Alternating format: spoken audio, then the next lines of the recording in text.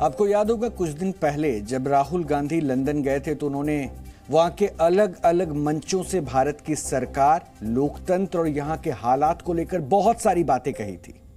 राहुल गांधी ने विदेशी मंच से यहां तक कह दिया था कि भारत में लोकतंत्र खतरे में आ गया है। उनके दौरे को विदेशी मीडिया ने खूब तवज्जो दी। इसी बहाने से विदेशी मीडिया संस्थानों ने अपने प्रोपेगेंडा के तहत भारतीय अल्पसंख्यकों के हालात दुनिया में सबसे खराब होने की संज्ञा भी दे दी थी। भारत ने उसके बाद कई बार इस धारणा को गलत बताया, लेकिन भारत विरोधी एजेंडे के तहत विदेशी मीडिया ने इस सच्चाई को कभी नहीं स्वीकारा। भारत की वित्त मंत्री निर्मला सीतारमण से अमेरिका में यही सवाल पूछा गया। निर्मला सीतारमण से यह सवाल अमेरिका के Peterson Institute of International Economics में पूछा गया और सीतारमण आईएमएफ और वर्ल्ड बैंक की बैठक में हिस्सा लेने के लिए अमेरिका गई थी। निर्मला सीतारमण से भारत में मुसलमानों, विपक्षी दलों के सांसदों की सदस्यता जाने को लेकर सवाल पूछा गया था। निर्मला से यह राजनीतिक सवाल यह कहकर पूछा गया कि क्या इस तरह की धारणाओं से निवेश पर फर्क पड़ा है। इस मीटिंग में कई तरह के सवाल पूछे गए, लेकिन भारत के अंदरूनी मामलों को लेकर पूछा गया यह सवाल विदेशी मीडिया में भारत की छवि को खराब करने वाले प्रोपेगेंडा पर पूछा गया था। और यह सवाल पूछने का मकसद विदेशी मीडिया में बनी भारत की छवि और उसके असर को जानना था। निर्मला सीतारमण ने जब सवाल के जवाब कम शब्दों में नहीं देने की ठानी तो उसके बाद उस जवाब को सुनने के बाद हर भारतीय भी अब समझ रहा है कि किस तरह से विदेशी मीडिया प्रोपेगेंडा चला रहा है, वो भी हमारे देश भारत के खिलाफ। तो सबसे पहले उन्होंने निवेशों के मामले पर अपना जवाब दिया है। हम आपको वो जवाब सुनवाते हैं।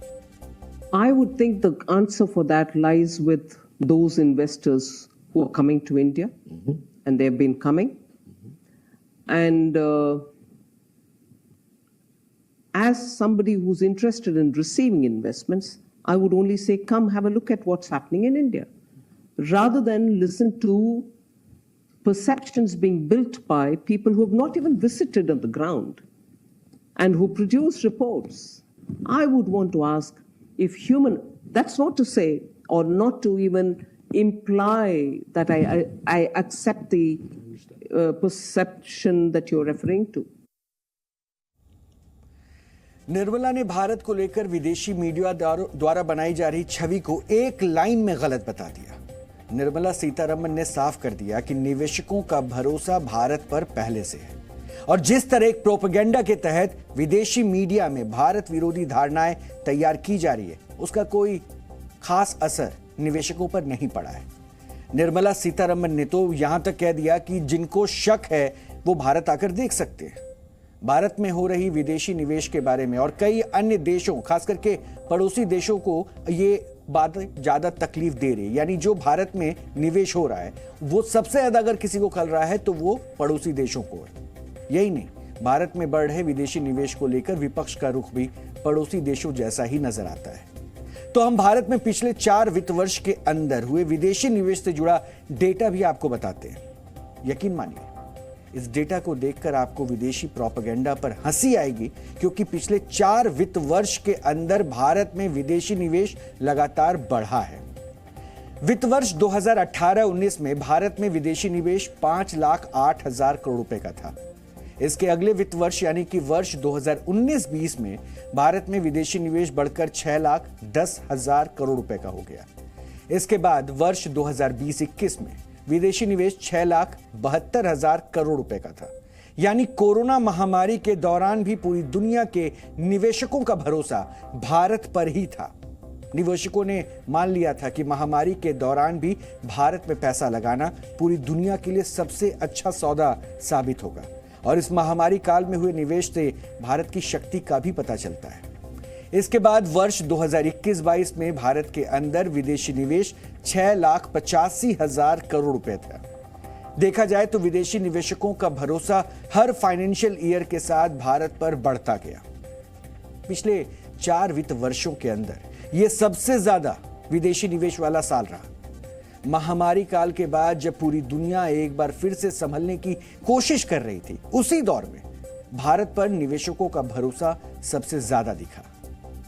आपको जानकर हैरानी भी होगी कि पिछले वित्त वर्ष में दुनिया में जितने भी देशों में विदेशी निवेश हुआ है उसमें भारत की रैंक 7वीं है और वर्ल्ड इन्वेस्टमेंट रिकॉर्ड के मुताबिक वर्ष 2021-22 के वित्त वर्ष के अंदर भारत में हुआ विदेशी निवेश दुनिया का 7वां सबसे बड़ा निवेश था। और भारत में हुए विदेशी निवेश से जुड़े ये आंकड़े हर उस व्यक्ति, हर उस देश को हैरान कर रहे होंगे जो भारत विरोधी प्रोपेगेंडा में शामिल है। जो भी लोग और संस्थाएं अपने संबोधन या अपने रिपोर्ट में भारत विरोधी एजेंडा चला रहे हैं, वो कोरा झूठ परोस रहे हैं। भारत को लेकर जो धारणाएं बनवाई जा रही है वो झूठ की जमीन पर खड़ी है। भारत के खिलाफ जब विदेशी मीडिया गलत रिपोर्ट करती है तो उसका एक मकसद भारत में हो रहे निवेश की राह में रोड़ा अटकाना भी होता है। लेकिन इन फेक रिपोर्ट्स का भी निवेशकों पर कोई असर नहीं हो रहा, बल्कि समय के साथ विदेशी निवेशकों का भरोसा भारत पर बढ़ता जा रहा है।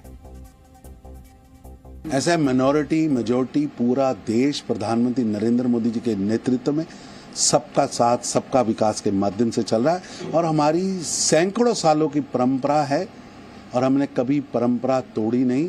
हमेशा भारत के बारे में कुछ देश उसको नीचा दिखाने का काम करते हैं। निर्मला सीतारमण से अल्पसंख्यकों के हालात पर भी सवाल पूछा गया और निर्मला ने कहा, उनसे पूछा गया कि विदेशी मीडिया ये पूछती है कि भारत में अल्पसंख्यकों के खिलाफ लगातार हिंसा हो रही है, ये बार बार रिपोर्ट किया जा रहा है। इसको लेकर निर्मला सीतारमण ने विदेशी मीडिया के प्रोपेगेंडा की भी धज्जियां उड़ा दी। निर्मला सीतारमण ने भारत और पड़ोसी देश पाकिस्तान की अल्पसंख्यक आबादी को लेकर बहुत कुछ ऐसा कहा जिसकी काट वहां मौजूद किसी भी पत्रकार के पास नहीं थी। निर्मला सीतारमण ने अल्पसंख्यकों की आबादी का तुलनात्मक अध्ययन वहां मौजूद लोगों के सामने पेश कर दिया। India has the second largest Muslim population in the world. And the population is only growing in numbers. If there is a perception or if there's in reality,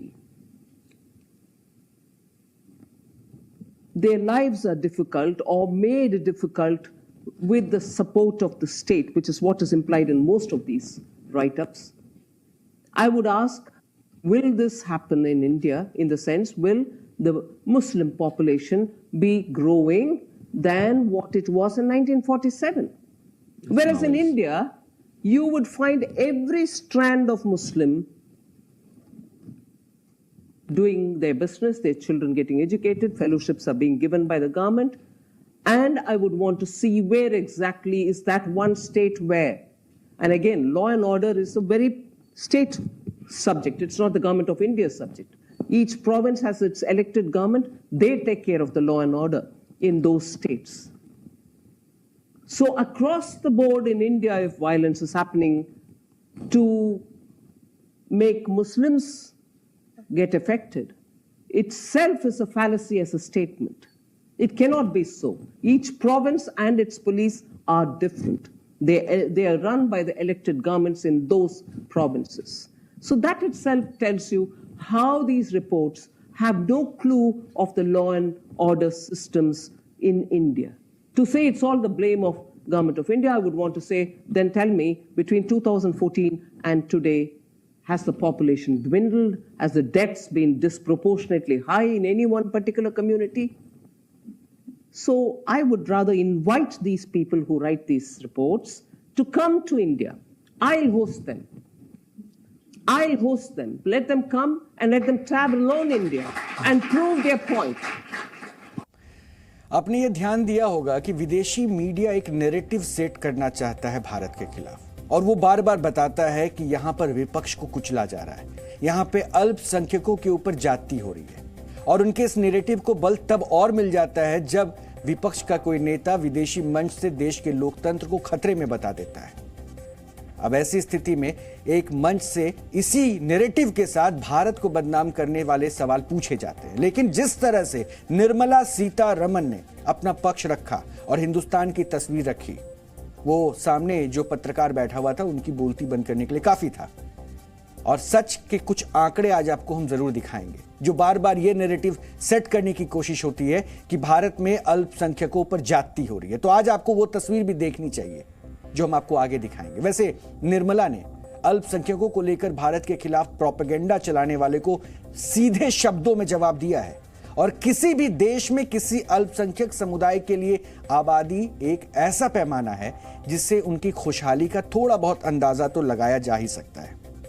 हम ये नहीं कह रहे हैं कि आबादी एकमात्र पैमाना है, लेकिन आबादी एक ऐसा पैमाना है जिससे ये कहा जा सकता है कि उस देश में कोई खास अल्पसंख्यक समुदाय खुशहाल महसूस करता है।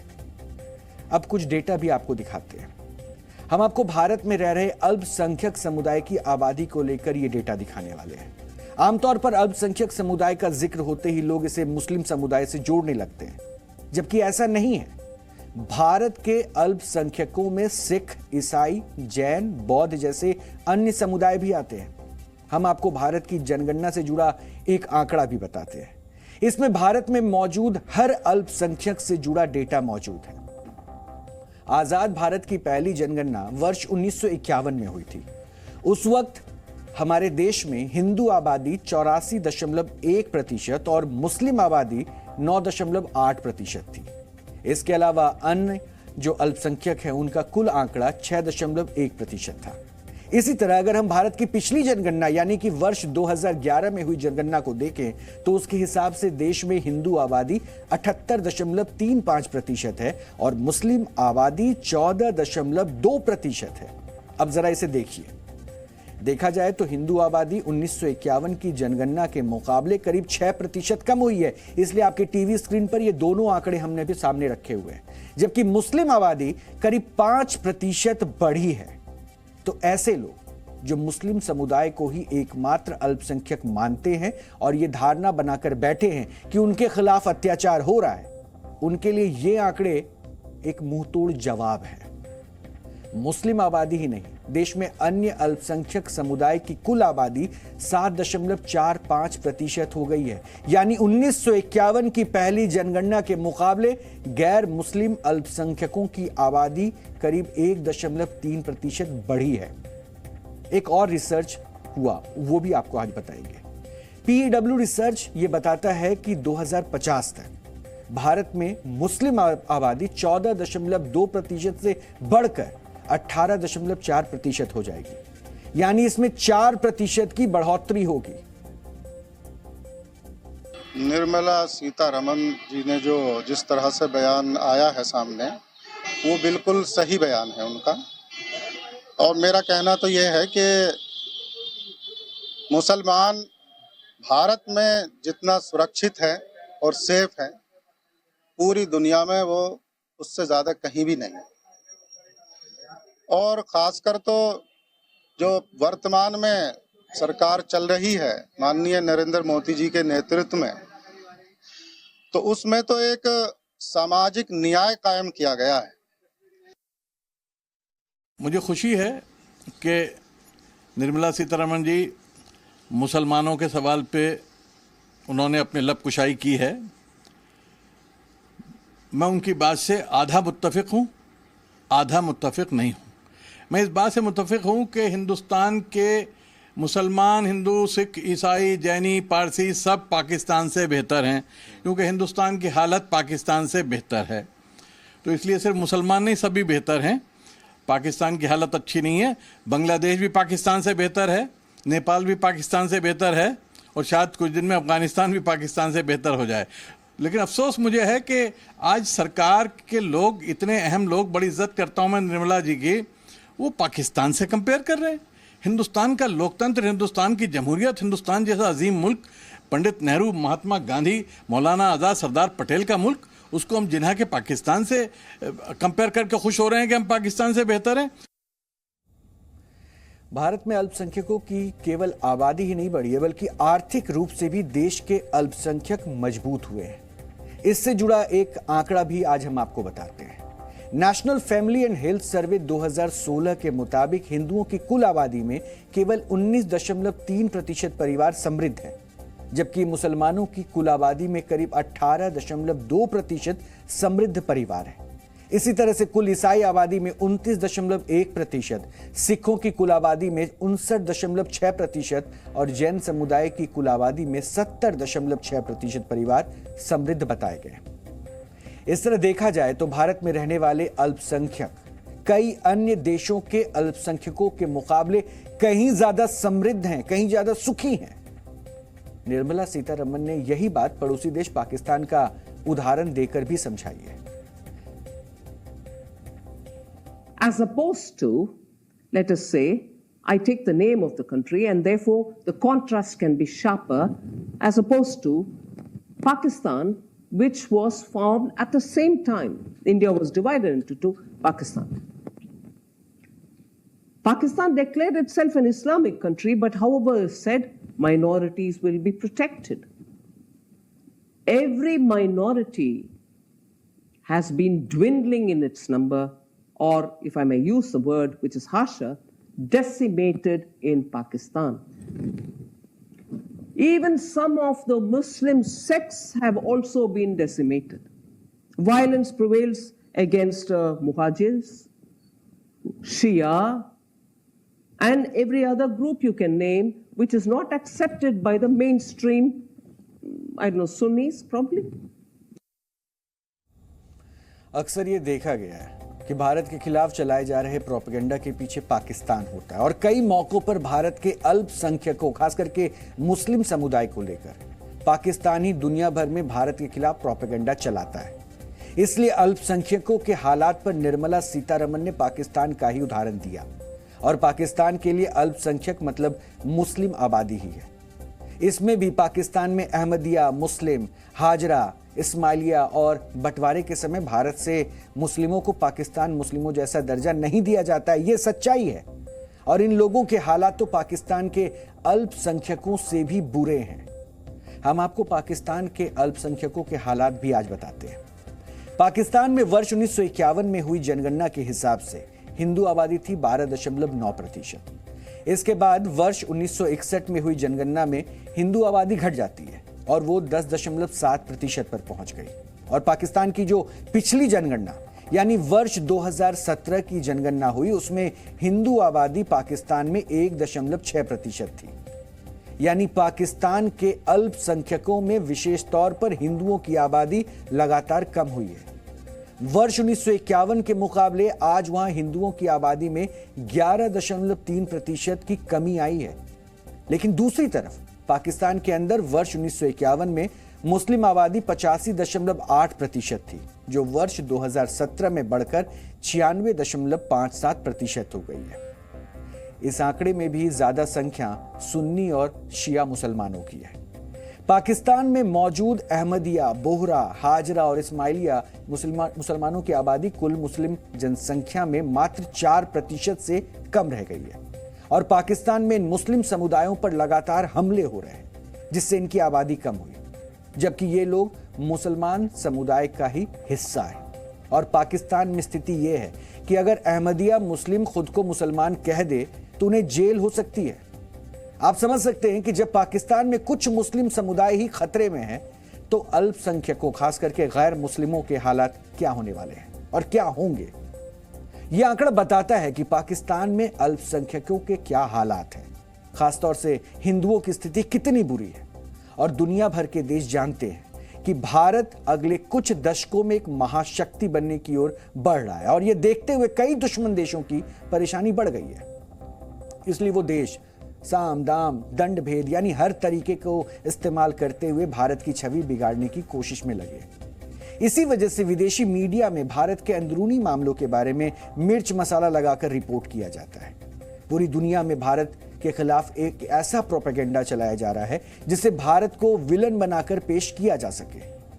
इसी कड़ी में देश के कुछ राजनेता भी विदेशी मंचों पर अपने संबोधन में भारत या भारत सरकार के विरोध में ऐसी बातें कह देते हैं जिससे दुनिया में यह संदेश जाता है कि हमारे देश का लोकतंत्र एक लोकतंत्र न रहकर तानाशाही की ओर बढ़ रहा है। यही बात प्रोपेगेंडा चलाने वालों के लिए भारत विरोध का हथियार बन जाता है और यह सच्चाई है। Z News.